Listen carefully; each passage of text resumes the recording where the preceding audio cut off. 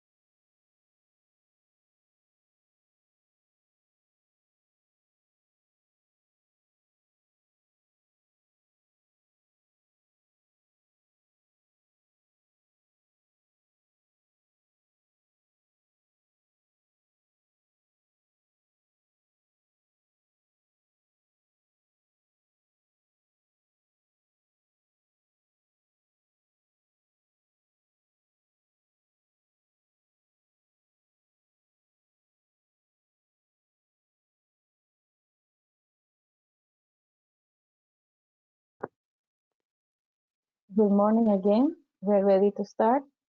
Thank you everyone for joining us for this online presentation in the framework of the Latin American and Caribbean Bioenergy Community of Practice.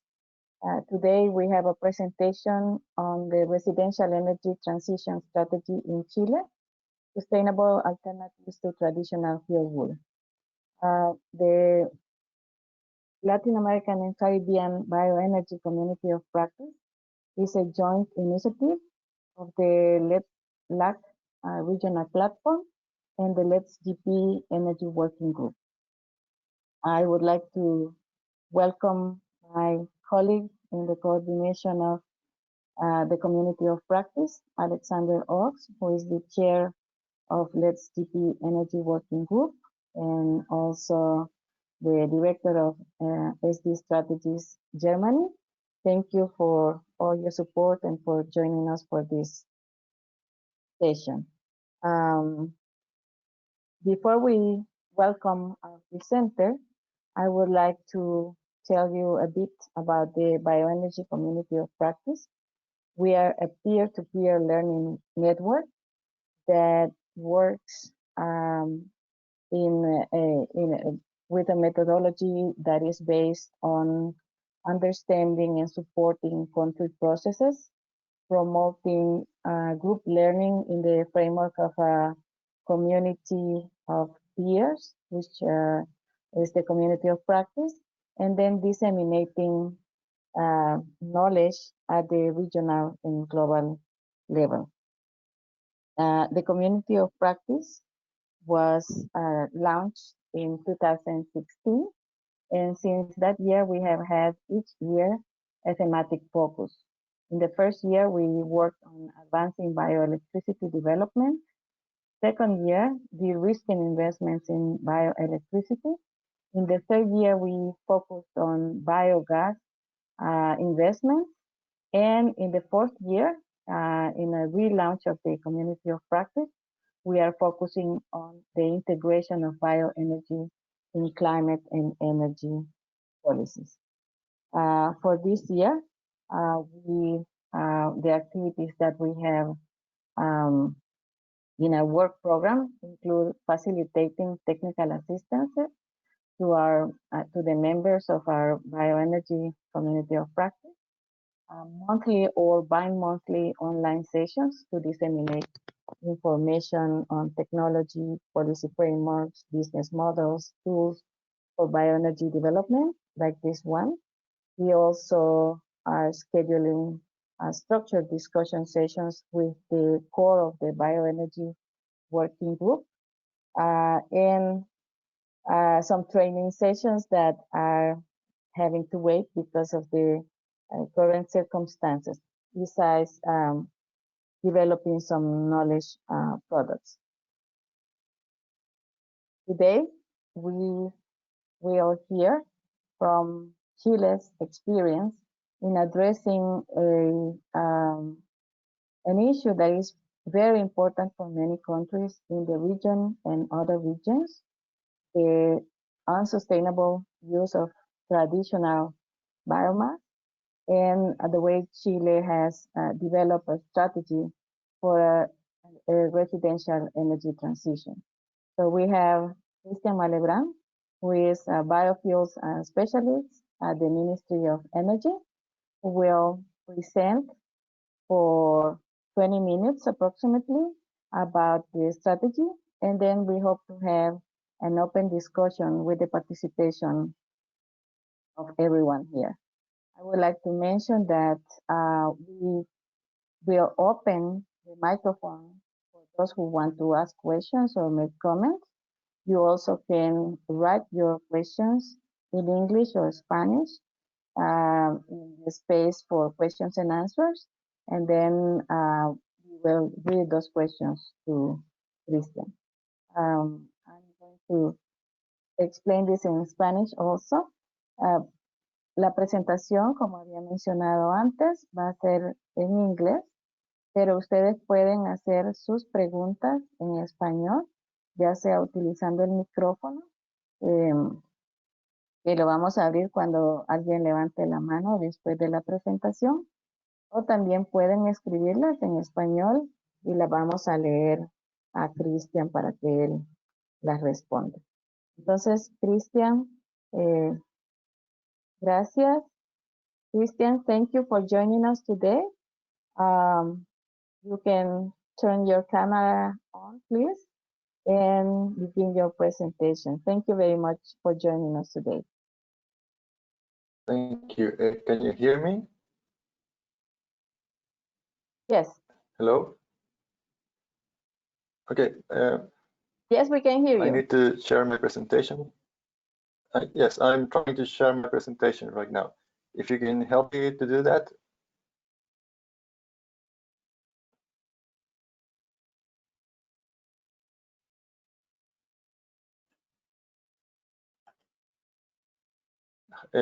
How can I share my presentation? Yes, sorry, there was a problem with the button, but now you can see an icon there Okay. to share your presentation. And maybe I think you need to turn the camera off because it is we are not seeing you. Okay. Can you share your presentation? Can you share your presentation now?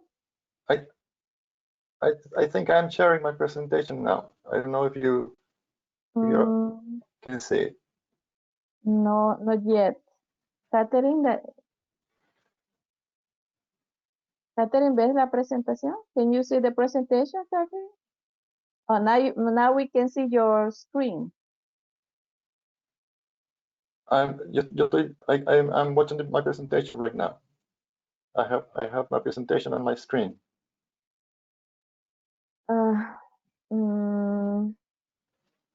Catherine, can you help me, please? Do you see the presentation?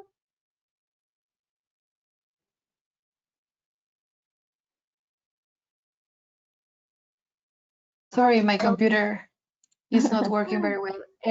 I can see only the screen of Christian. I don't see the presentation. Yeah, we cannot see your presentation. Okay, I'm going to share my presentation again. Now we can see it. Now, yes. Now we can see it. Yeah. Now, okay, okay, perfect. Let me just. Okay. Okay. Well, thank you for the opportunity to present this presidential energy transition in Chile. I will try to make it in the 20 minutes I have. So let's begin. Okay, now it is not advancing. Okay, here it is. First of all, well, this is just this slide is to show you that sorry, an Christian, important part of the Chilean economy. We are seeing the first slide. We don't see the transition to the next one. I don't know what happens. I don't know why, because I'm sharing my screen, so you should be watching. I'm watching. Now we can see it. Biomass in Chile's energy matrix, right? Okay, it's a little bit slow. Then I will take that into account.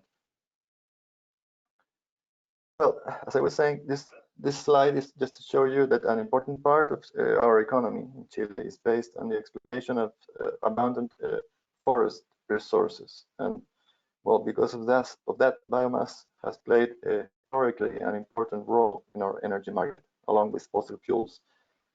As you can see here, biomass is as important as crude oil and coal in our energy primary offer. Okay. A lot of this biomass is used for industrial purposes, also to generate electricity. But an important part of this biomass is used as a fuel in the residential sector, residential, commercial, and public sector, but mostly residential. Okay, and almost all the biomass that is used in the households and the residential sector is traditional biomass. I mean, firewood, 99% of it. There is a small portion of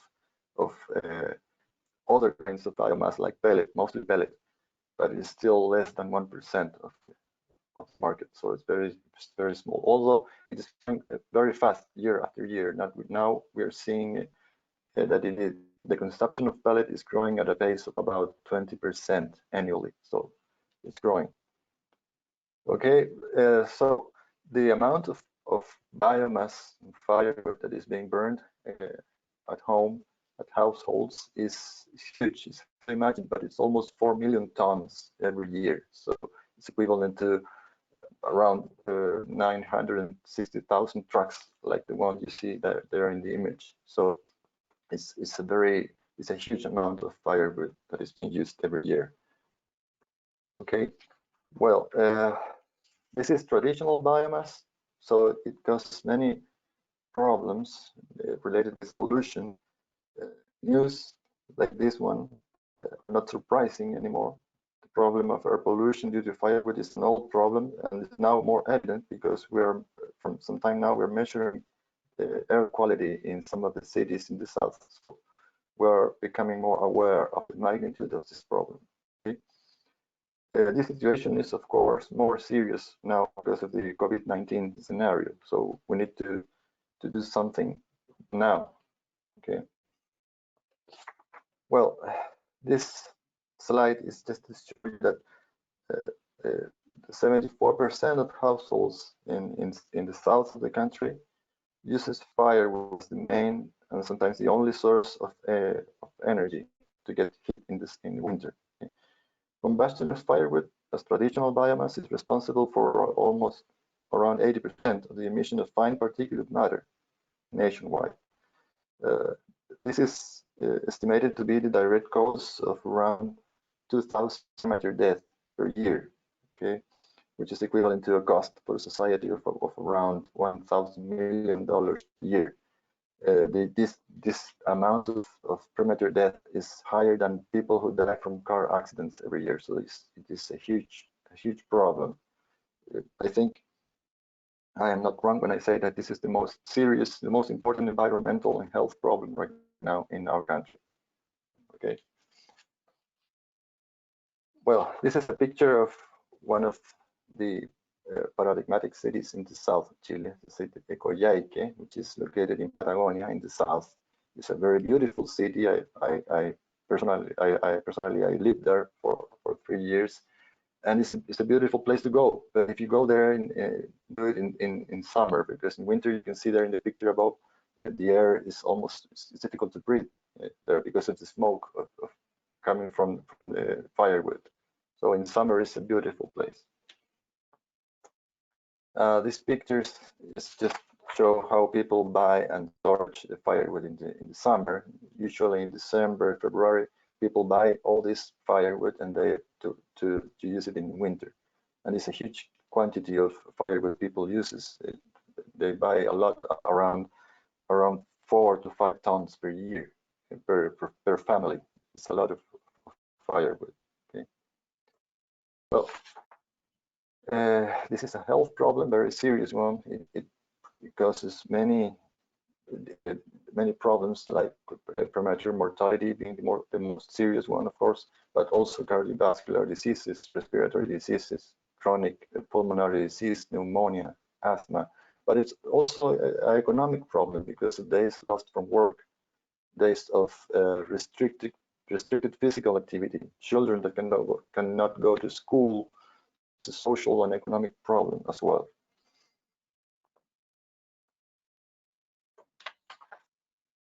Okay, when it comes to identify a solution to this problem, it's not so easy because it has several costs. Okay, biomass, of course, is one part of the problem. Biomass is used in Chile without any standard, often with a content of water higher than the recommended by international standards, which is 25% or 20% in some countries. But the fuel is not the only problem. It's not the only one to blame. Although it has been an improvement over the last 6 years, technologies for burning firewood are still not the best in Chile. They have a relatively low efficiency, around 65% or so. There is also a problem with household insulation. Okay, efforts are being made to improve this situation, the standards in the household insulation, but still most of the existing households do not have proper insulation of floors, roofs, walls, and windows. So it's still a problem we need to continue working on. And finally, for many people in the south, firewood is part of their way of life. So they are not willing to change the traditional way in which they have been using firewood for another source of heat so easily. So it's this cultural aspect is perhaps the most difficult change. Okay.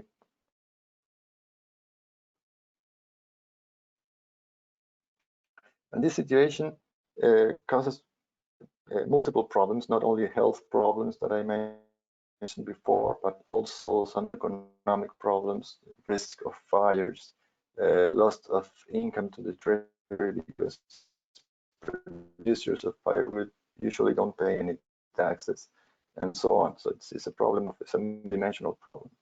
Okay. So for our market of producing and selling and distributing firewood in Chile, this is a market. Well, firewood is the cheapest and most abundant source of energy in Chile. That's why people continue to use it at that huge amount. But also, the market is unregulated and it is highly informal. Producers usually sell firewood without any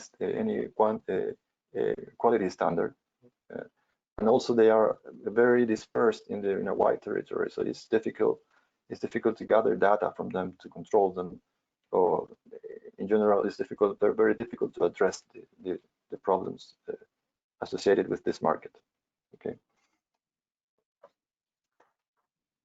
Well, this other image is just to say the important message from this one is that even though you are burning, let's say,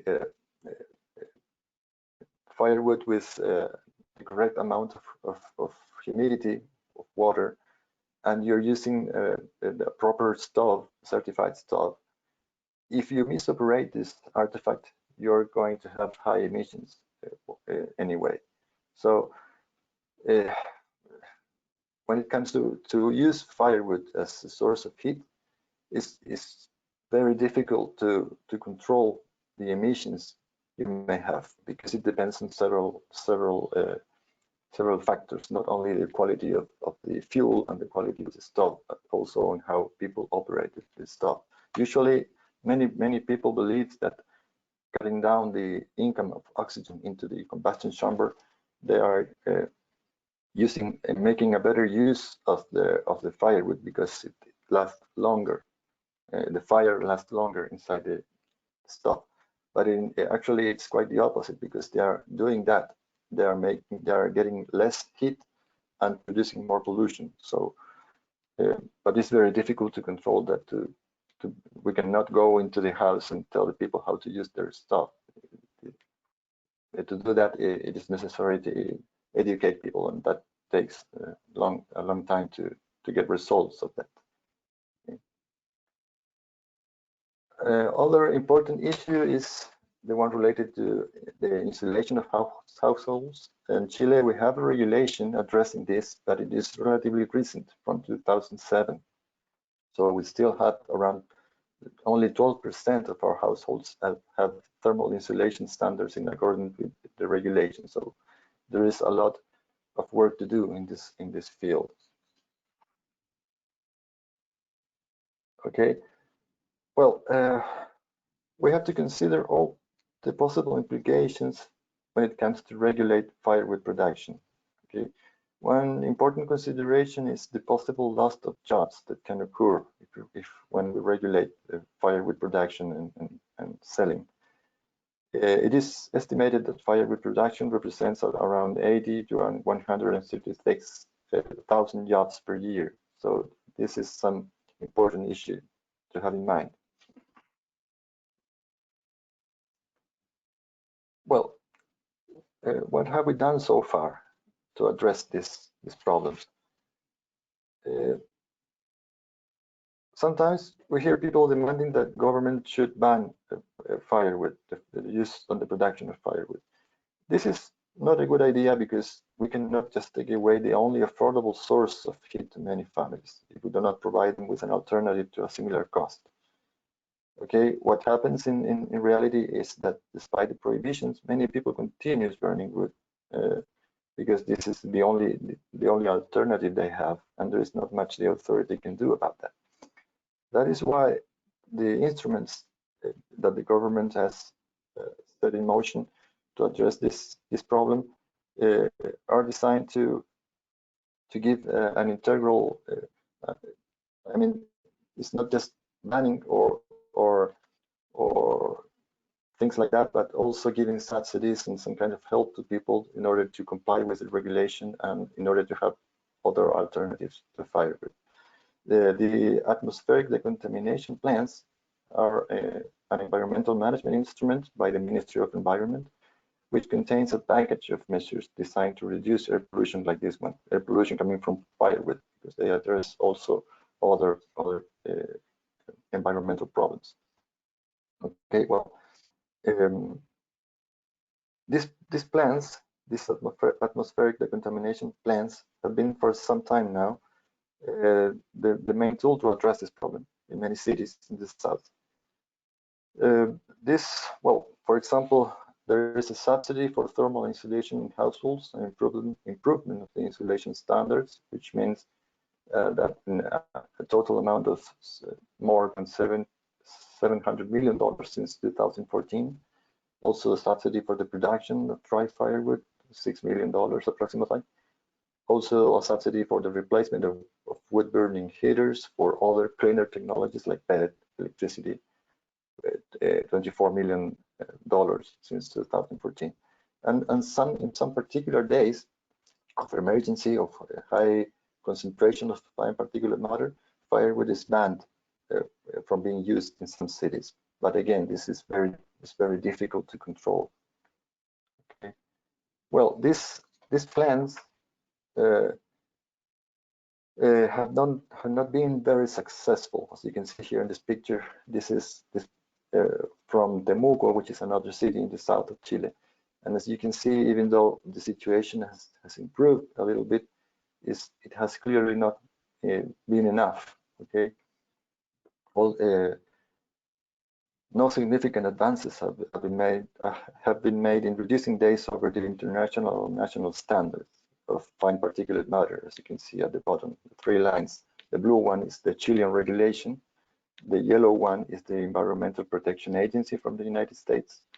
And the red line is the maximum amount of fine particulate matter from the World Health Organization. Okay. Well, so something new needs to be done. What else can we do?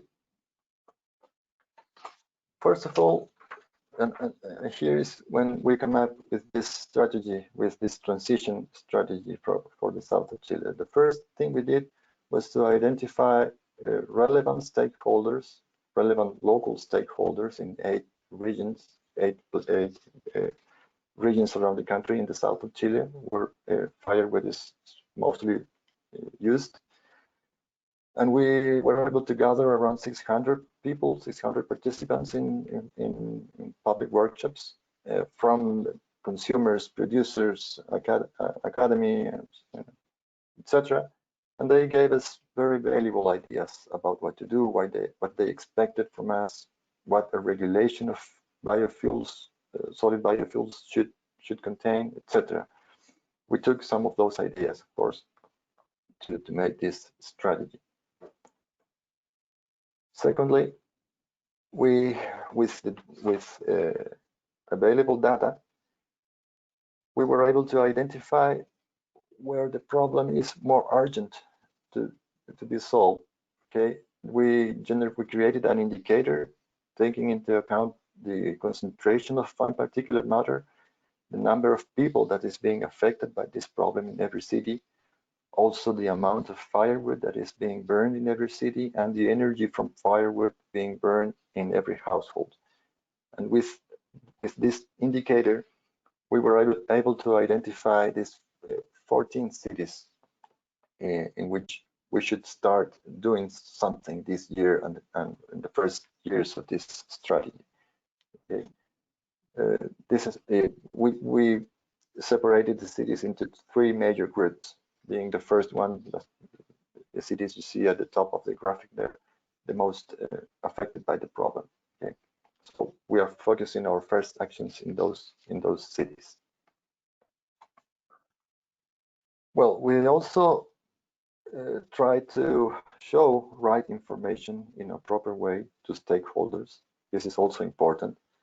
And here you can see the comparison between different sources of heat available in every city, not in terms of the price the consumer pays to get the fuel, but the price they pay to obtain a useful heat. Okay, to do this, we have to know the calorific value of every alternative, of every fuel, and also the efficiencies of the technologies more frequently used at home. This is not very easy to do, especially for firewood, because firewood, as you may know, depending on the species that we're using, the water, the content of water, and other factors, the calorific value can change a lot.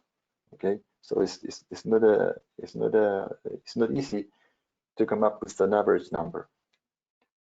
Well, as you can see, if this way, even showing the information this way, firewood is still the cheapest alternative to get the fuel.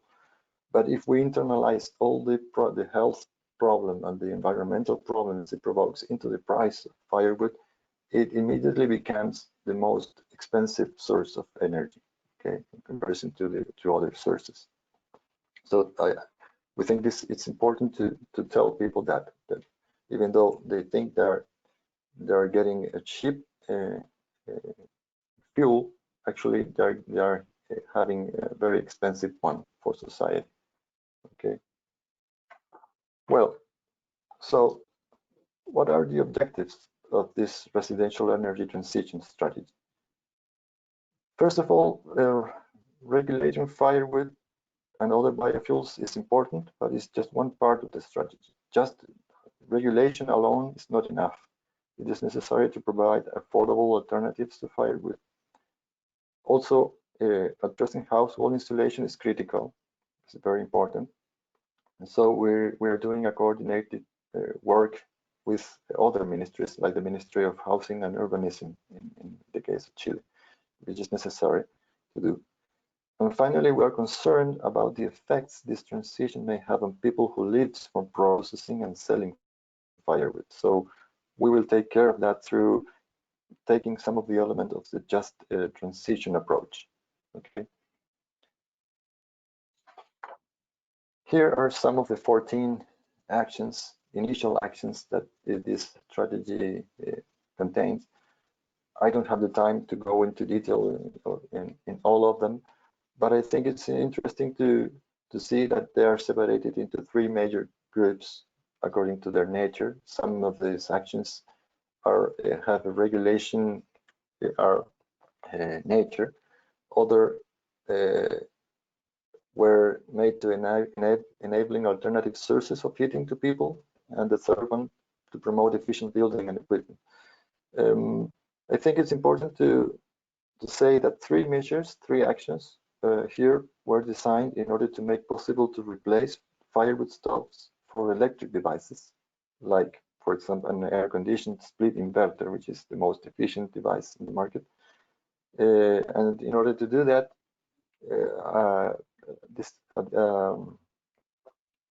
a special tariff, electric tariff, was created, so people can have a discount on the amount they pay for electricity when they use electricity to get heat in winter. Okay. Regarding the regulation of solid biofuels, well, there is a regulation in preparation right now at the ministry, whose objective is to establish requirements and conditions for the transportation, production, and commercialization of solid biofuels. So they provide a cleaner energy. Okay, and this regulation is addressed not only firewood but also pellets, chips, briquettes, and other forms of biofuels. Okay. This law considers a seal granted by the Ministry of Energy, which indicates that the solid biofuels commercialized come from a certified process. To do something like this is not easy. It's not as easy as it sounds, because it has, of course, an impact on the price of the firewood. Normally, producers of firewood are reluctant to invest in infrastructure to dry their firewood, and also to change the way they've been producing wood for decades. There is also a problem with indigenous communities in the south of Chile. There are some indigenous communities that consider the way in which they produce and sell their firewood as part of their cultural heritage.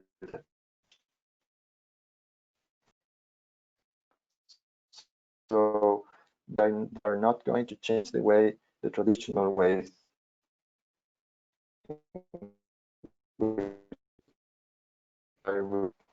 the government tells them to do. So that's another important thing to address. I mentioned before, very expensive. So this regulation is a real challenge. Okay, some final remarks about the strategy. Unfortunately, I cannot speak about results because we are just beginning to implement this strategy. Maybe some years from now, I will be able to make a presentation showing some results, hopefully. But I think it's important to remark that in order to create a strategy like this, it is, for us at least, it was very important to have a good diagnosis based on the best data available. In order to do that, it's important to have data from the academy and also from measurements made by, in the case of Chile, by the Ministry of Environment. Also, an early identification of all stakeholders is also important, especially local stakeholders, but also involving them in the design of the strategy was also important. So they feel that they are part of the solution. This is not something that is being imposed from the central government. And also coordination between institutions is critical. This is something that one not should be do alone. It is important to coordinate with other ministries. The sole regulation of the fuel is not enough, must be accompanied by other measures like financial aid, outreach, training, etc. Also involving the private sector is important, involving the industry, because they are the ones who know the business and can come up with good ideas.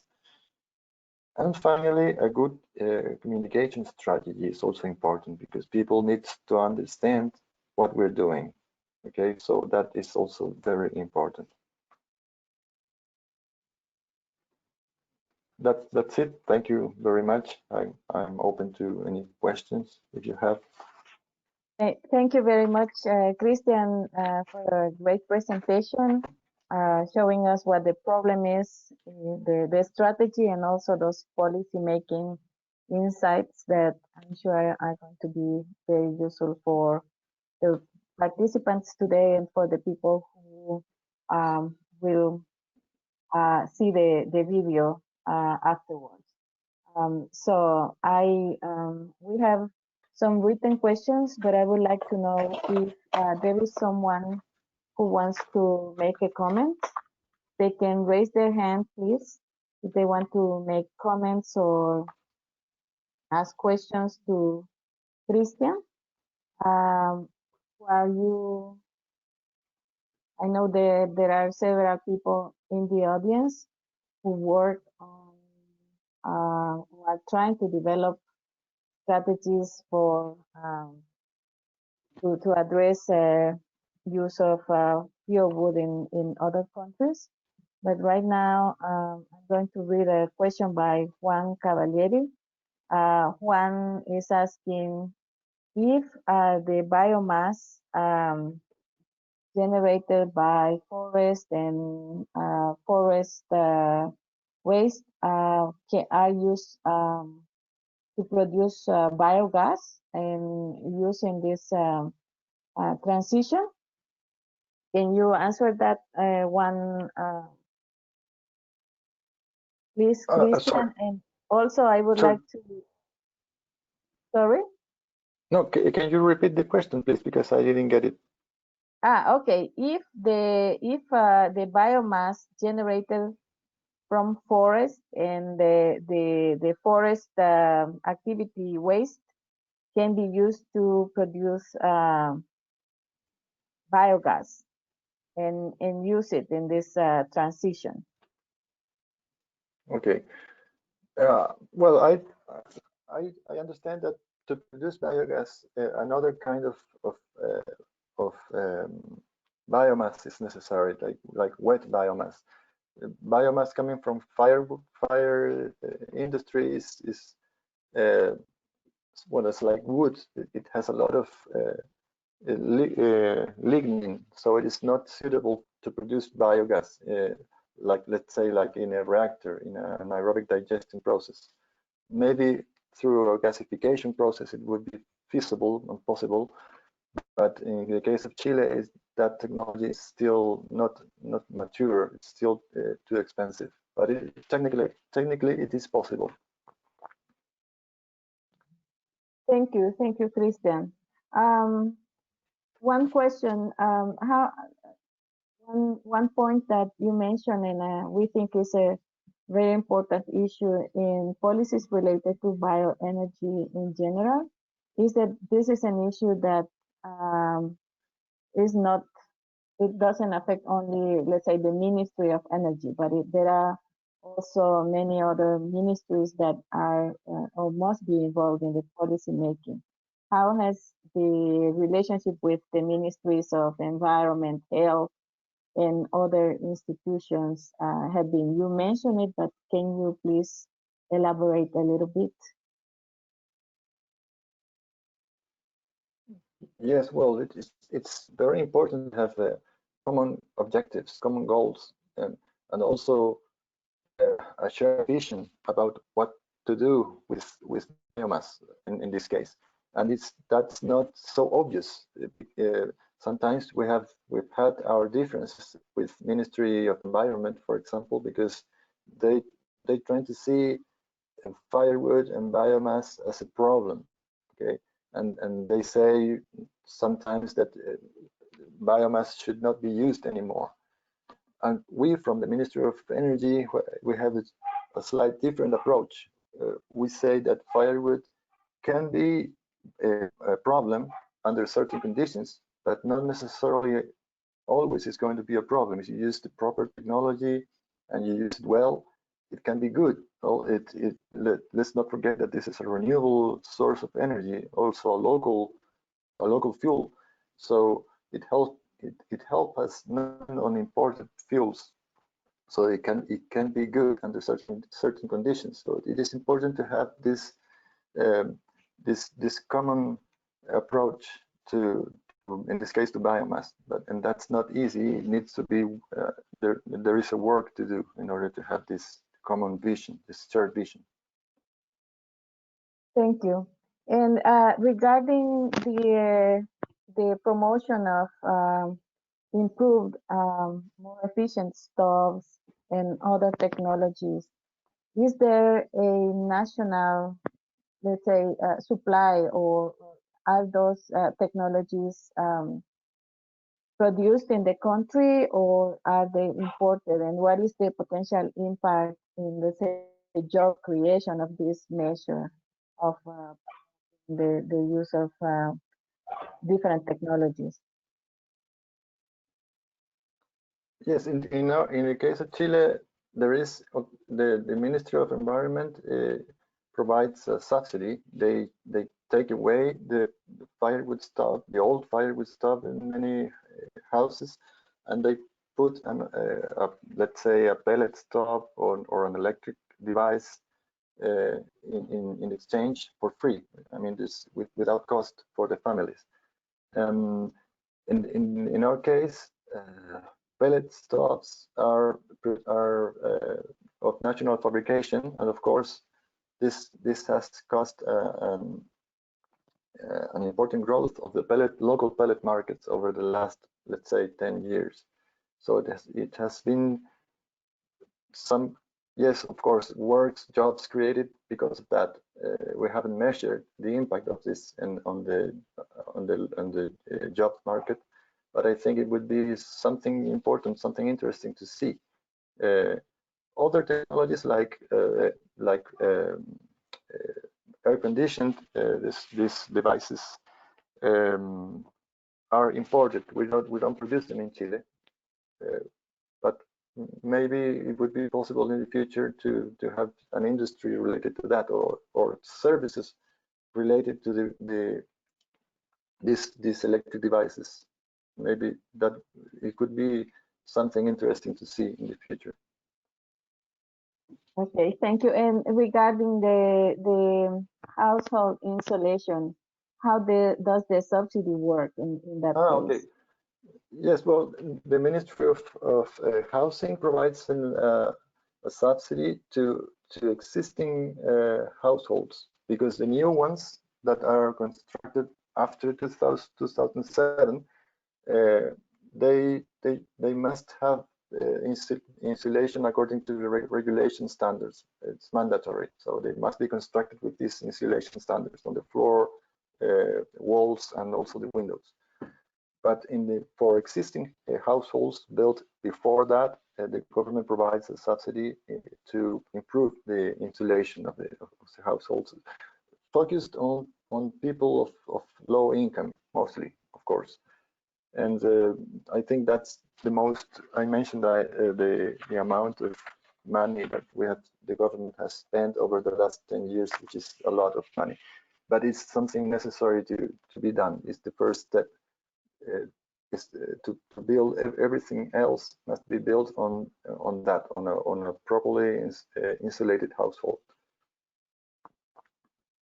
Okay, thank you, Christian. We have two questions. I would like to know if the person who have asked the questions, Ignacio and Catalina, if they want to ask them directly, if they want me to open their microphones, or they prefer me to read the questions.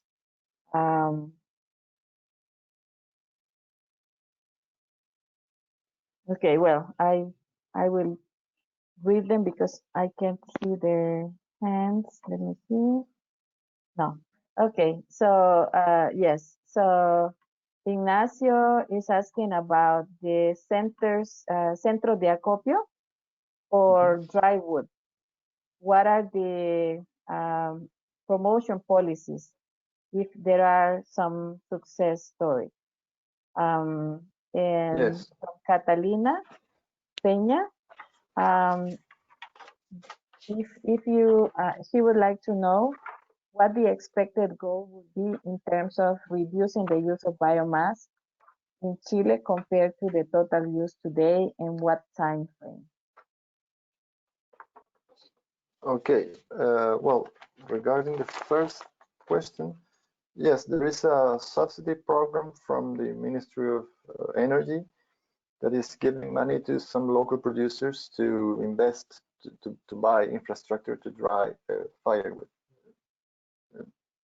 Not only to dry firewood, but also to cut it down the wood in the correct dimensions to get the firewood comply with the regulation, with the standards, the international standards. Okay, that has worked very well. This program has been in place since 2013 or 14, and but it's not enough. It's just there is not enough money to give this subsidy to all producers in the countries, because there are a lot of producers. So we need to have a lot of amount of money to do that. So it is not enough, and a regulation is necessary in order to make it mandatory to comply with this quality standards. And the second question, sorry, can you repeat? The second question is, what is the goal of biomass use reduction compared to the total use today, and in what time frame? Okay, well, we have made some estimations, but there is not a goal. But we expect to at least by 2030, 2030, to have at least all wet biomass, wet firewood out of the market. And if people continues to burn firewood, at least they should do it with dry firewood. We expect to have an important portion of the firewood displaced also by the use of pellet. As I mentioned, pellet is growing at a pace of around 20% annually. So we expect in some 10 years or so, maybe it's going to become an important part of the energy used in Chile.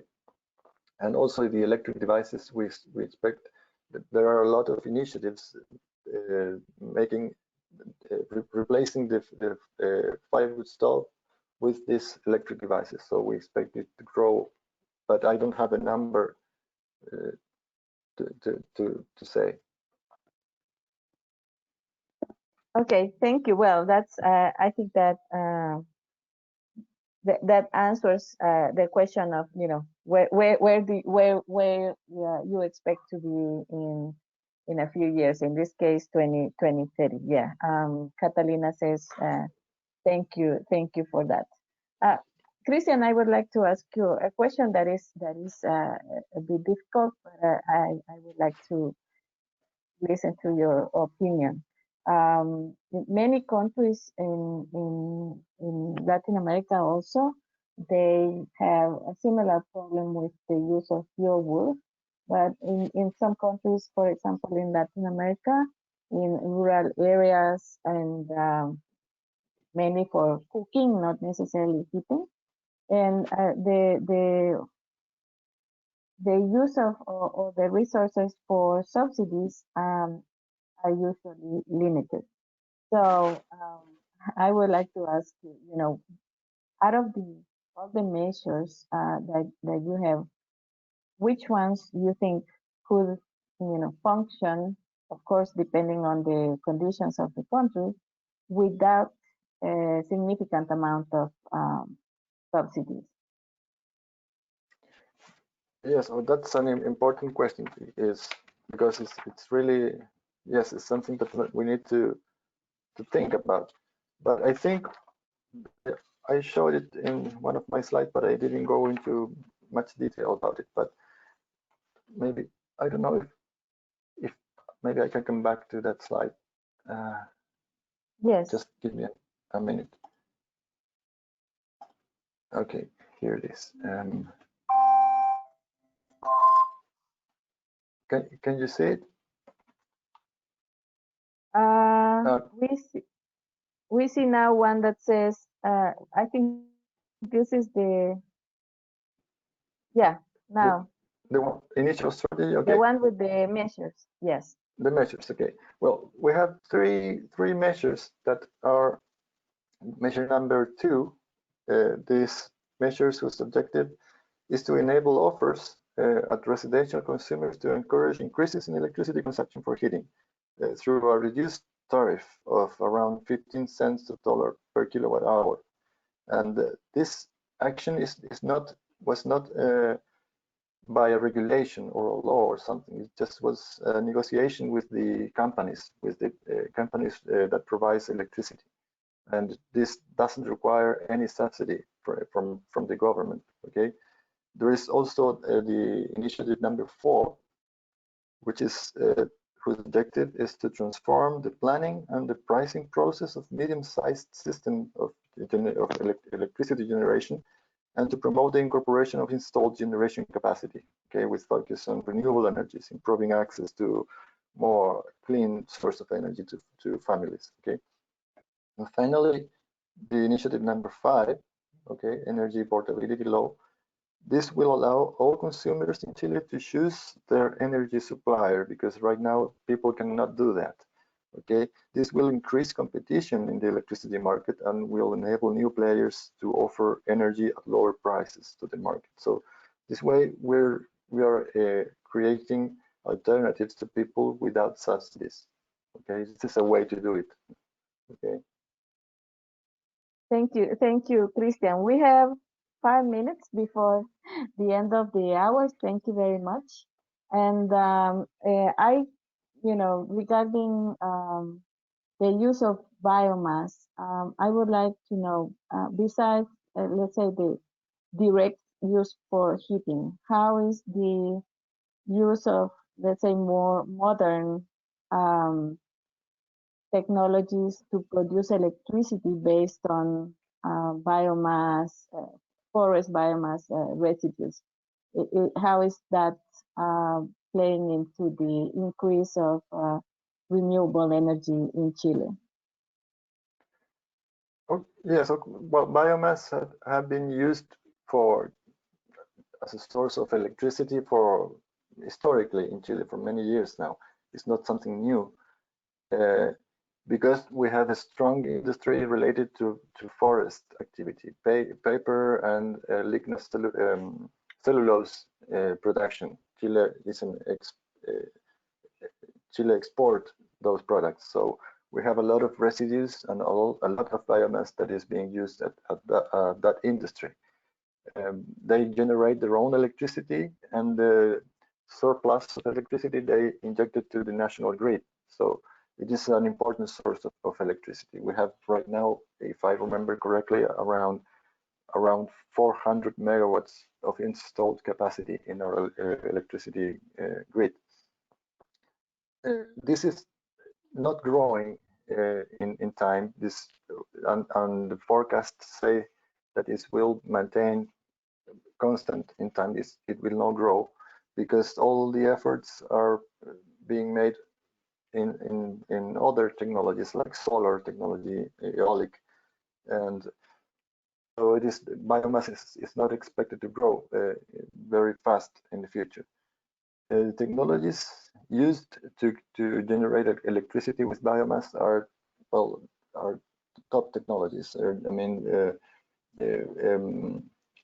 this big I don't remember the technical name of the device used, but are technologies with low emissions, high efficiency technologies that are being used in the industry to generate electricity with biomass.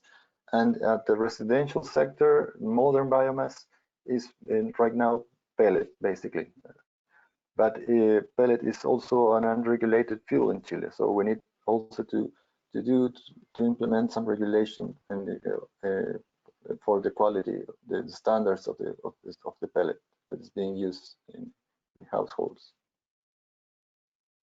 Thank you, Christian. I would like to first, congratulate you and your colleagues at the ministry for the development of this strategy. Wish you much success, and like you said, hopefully we will listen to you in a couple of years to let us know what the results have been. So thank you for preparing the presentation, for keeping to the time so that we have time for questions and discussion.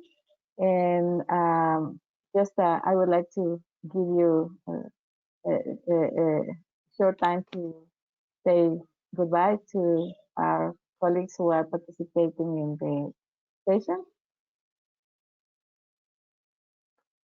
No, okay. Thank you for the opportunity, and thank you to all the listeners of this presentation.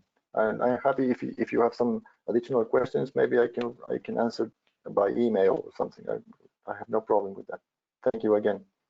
Thank you very much, Christian, and thank you everyone for participating today, and to the people who wrote to us who couldn't be here but are going to be seeing the video and listening to the recording of this session. Thank you. Have a great day, and please let us know if you're interested in being part of the community of practice or receiving invitations to our future events.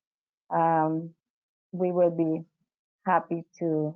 I'm asking Catherine to please write her email address in the chat section so that you can write to her if you are interested in becoming part of the community of practice or being part of our mailing list.